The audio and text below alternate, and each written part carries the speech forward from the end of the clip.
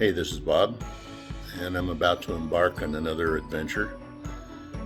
You may remember some months ago we got our Willys CJ2A running and driving. Ready, General? So are you happy? Yeah. Drive it? Yeah. All right, Jan, go for it.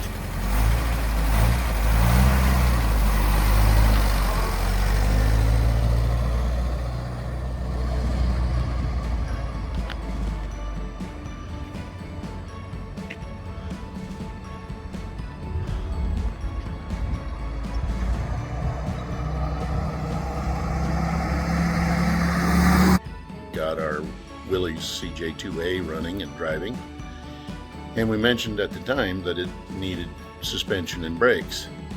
Well, let me turn the camera around. Here's the Jeep at home, and here's all the stuff. We've got transfer case seals, brake shoes, leaf springs, shackles, or U-bolts and shackles, and seals and brake hoses and brake kit. There's a master cylinder here. There's differential cover seals, differential seals, brake cylinders, all new brake drums, and shocks. So my plan at this point is to put this thing up on stands, and I'll drop the whole differential out of this and rebuild the brakes and seal up the differential and change the leaf springs, and then we'll go to the front and do essentially the same thing. Anyway, we'll see how this turns out and be back in a minute.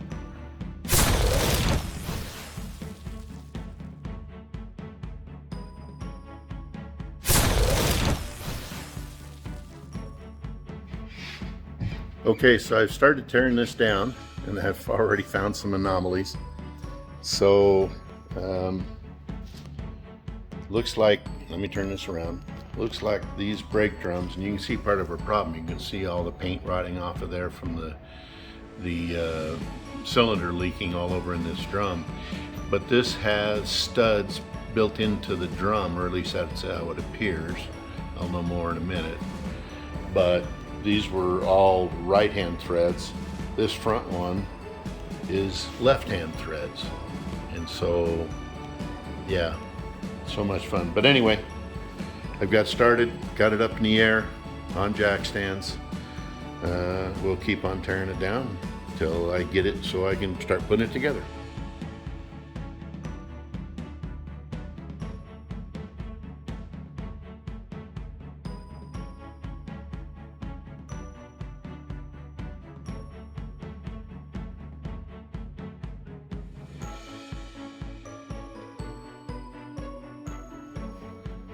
Okay, so I got the rear differential out and the springs, and let me turn this around. So this differential's been in there for a while. It is definitely leaking from the front main seal, and the front shackle bolts are just flat wore out. Fortunately, the new kit comes with brand spanking new ones, so I'm grateful for that. And of course the rear U-bolt shackle bolts. So I'll work on getting this thing cleaned up, see if I can get the drums off of here, get the springs changed. Oh, I also got to do a repair right here. The shock mount is worn out and bent, so we'll either have to get a new spring pad or cut that out and put a new stud in there. Same with this one. This one appears to be bent a little bit. It's not as worn as bad.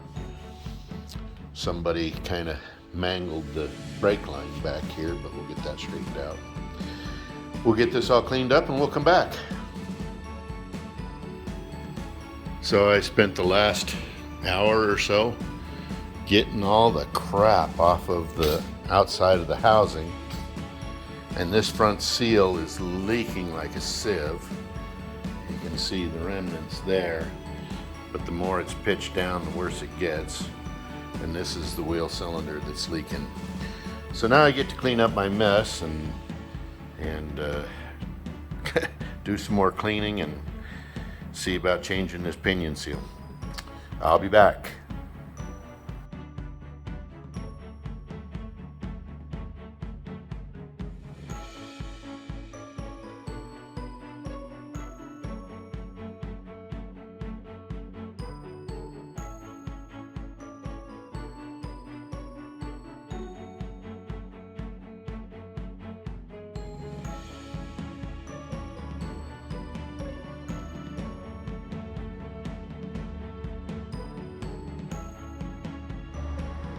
Here we have a great example of old versus new.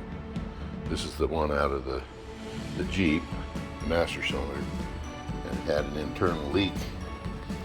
When I pulled it out, there was a bunch of hydraulic fluid or brake fluid drain out of here. And here's the new one, ready to go in. So we'll get that in, come back.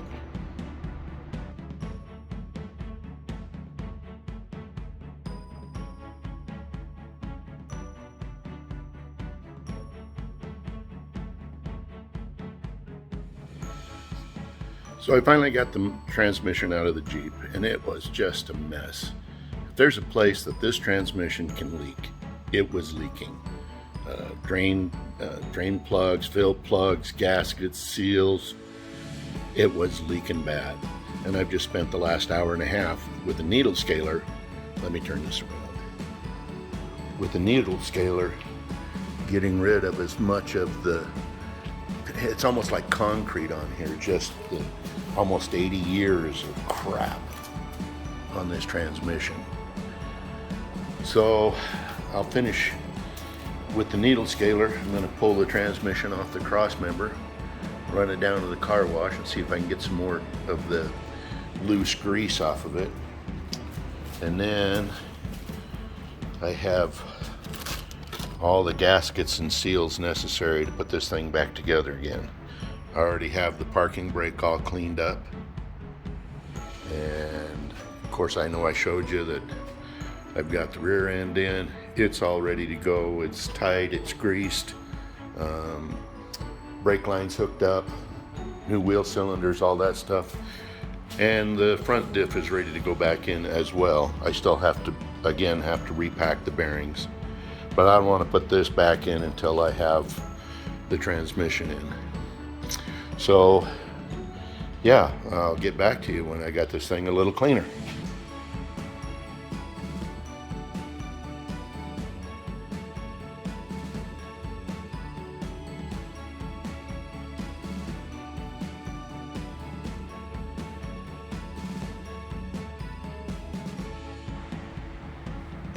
Okay, so I got a lot of stuff cleaned up, and new motor mount, new gaskets, new seals. And as I said, this transmission is just absolutely gorgeous inside. I've got the shifter tower pretty well cleaned up. I'm still cleaning. There's just so much concretions, but that transmission just looks fabulous inside. I've seen much, much worse. So I still got to clean up the cross member and the transfer case and replace those gaskets and seals. But it's a whole lot cleaner. And I cleaned and straightened out as best I could the crash pad for the transmission, so it'll be a lot squarer now. Anyway, I'll get some more work done and I'll be back. I'm not quite finished yet, but that'll be for another episode. Coming up shortly, I need to get this done out of my garage. Winter's coming. We've got an open house at the Bomber at the end of the month. I want to have it there for people to ooh and ah and slobber on. Anyway, hope you enjoyed the video. I'll catch you on the next one. Please like, subscribe, bell notifications, any of that you want to do. It certainly helps me and I appreciate it. And please leave comments down below. The comments are great. Thank you. Have a great day. See you next time.